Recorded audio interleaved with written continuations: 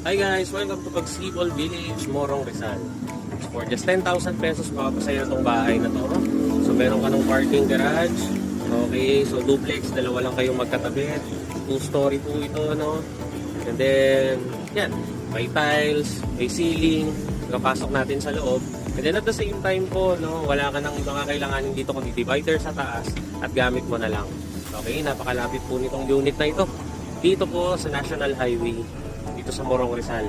Okay, so dito po katabi ng Daisy, at the same time dito po sa kabila yung Wilcon Depot.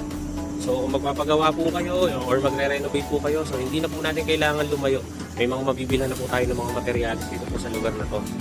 Okay, so malapit po sa mga kapehan, sa mga shops. At the same time, napaka-accessible po. Hindi na po papasok kung saan-saan. Okay, so ito naman po, no? Ginagawa na po yung pinakalugar natin. Okay guys, hanggang doon po yan. Okay, so ngayon po, ang binibenta na po natin is para sa phase 2. So, okay, so for just 10,000 pesos, makukuha mo na tong bahay na to. Okay, 32,000 lang po ang required monthly income, pwedeng combined income. Okay, so yan. Process na po natin.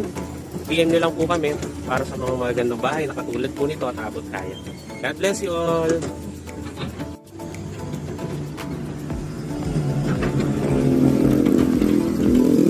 So yung laki ng parking garage niya, pwede dalawang sedan.